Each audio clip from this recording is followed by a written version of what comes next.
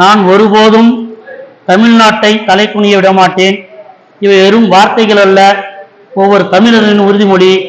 தமிழ்நாட்டின் உரிமைகளையும் அதன் மண் மொழி மானத்தையும் காக்க தமிழர்களை நாம் நெஞ்சில் நிறுத்திக் கொள்ள வேண்டிய உறுதிமொழி. 2026ஆம் ஆண்டு தமிழக சட்டமன்ற தேர்தல் ஆட்சி அதிகாரத்திற்காக தேர்தல் அல்ல, அது தமிழ்நாட்டின் எதிர்காலத்தையும் அதன் உரிமைகளையும் தீர்மானிக்கின்ற போராகும், ஒரு மாபெரும் போராகும். நான் தமிழ்நாட்டின் நாடாளுமன்ற உறுப்பினர்களின் வீதத்தை குறைக்கும் நியாயமற்ற தொகுதி மறுவரைக்கு எதிராக போராடுவேன். தமிழ்நாட்டை தலைக்குனிய விடமாட்டேன் என உறுதியேற்போம்.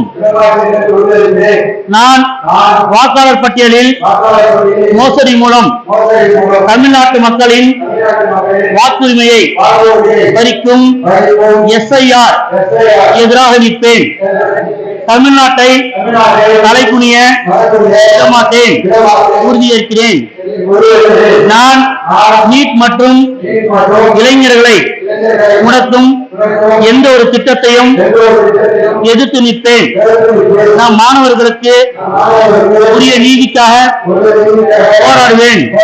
ஒருபோதும் தமிழ்நாட்டை தலைக்குனிய விடமாட்டேன் என உறுதியேற்கிறேன். நான் தமிழ் மொழி, பண்பாடு மற்றும் பெருமைக்கு எதிராக எந்த ஒரு பாகுபாட்டையும் எதிர்த்து போராடுவேன். எதற்காகவும் தமிழ்நாட்டை தலைக்குனிய விடமாட்டேன் என உறுதியேற்கிறேன். நான் பெண்கள், விவசாயிகள், மீனவர்கள், நெசவாளர்கள், தொழிலாளர்கள் என ஒவ்வொரு உழைக்கும் வர்க்கத்தின் நலன்களை பாதுகாக்க தேவையான நிதிக்காக போராடுவேன். தமிழ்நாட்டை தலைக்குனிய விடமாட்டேன் என உறுதியேற்கிறோம். நன்றி, வணக்கம்.